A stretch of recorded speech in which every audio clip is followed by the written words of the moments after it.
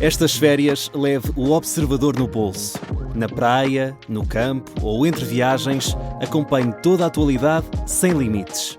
Assine com 40€ de desconto e habilite-se a ganhar uma estadia de 2 noites num dos hotéis boutique da Small Portuguese Hotels. Este verão, desligue da rotina, não da informação. Assine em observador.pt. 7 em Faro.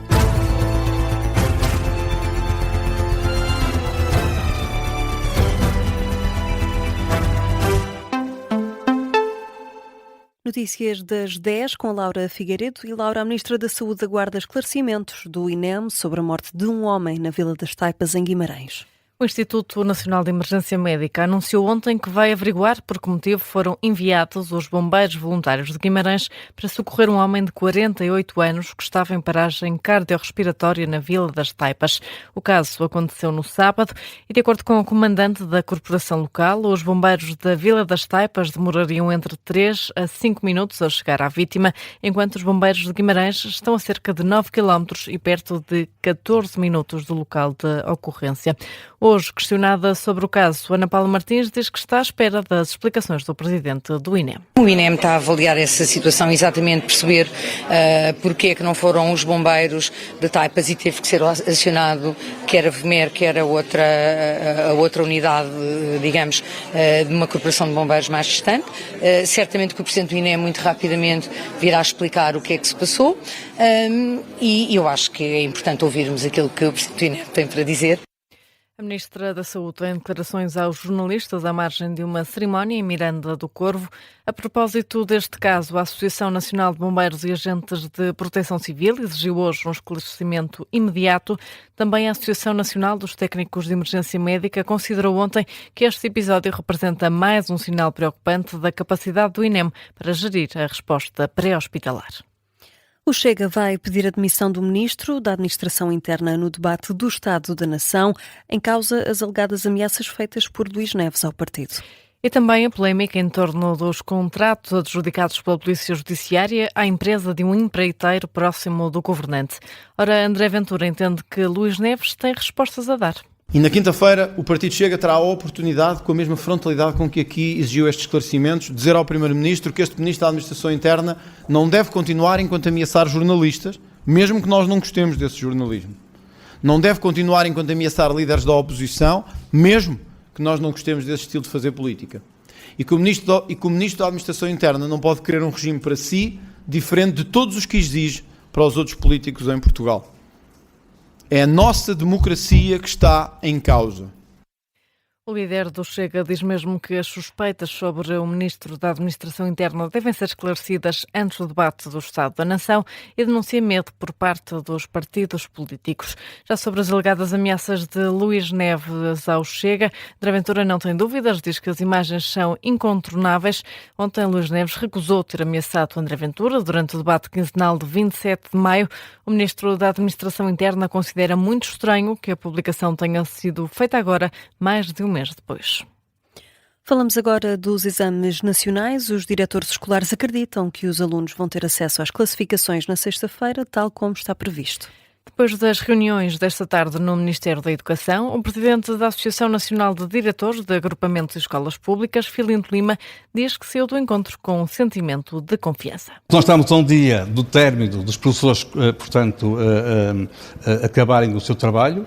E por esse motivo, e também pela percentagem que parece ser elevada, 95% dos itens neste momento estão corrigidos, levam a crer que, de facto, nós no dia 17 possamos fixar as pausas. Por esse motivo... Portanto, é esse indicador que lhe dá essa esperança? É só esse indicador que lhe dá essa esperança, com certeza. Uma esperança que eu acho que é reforçada, mas que temos que esperar pelo dia 17. Na mesma também ver para crer. Eu quero ver as pautas fixadas nas escolas. Acho que é uma grande vitória das nossas escolas, se isso acontecer. Aos diretores escolares, o Ministro da Educação indicou que perto de 95% dos exames estão corrigidos. E Laura, a CGTP diz que recusa fazer da segurança social um sistema privado. Com críticas à escolha do economista Jorge Bravo para liderar o relatório sobre a sustentabilidade da segurança social, o secretário-geral da CGTP assegura que vai estar atento às conclusões do relatório.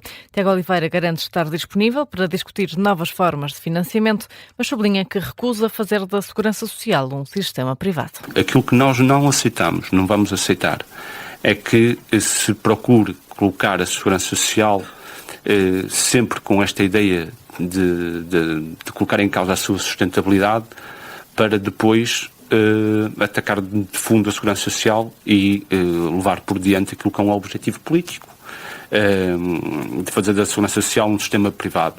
Mas vamos estar atentos a isso.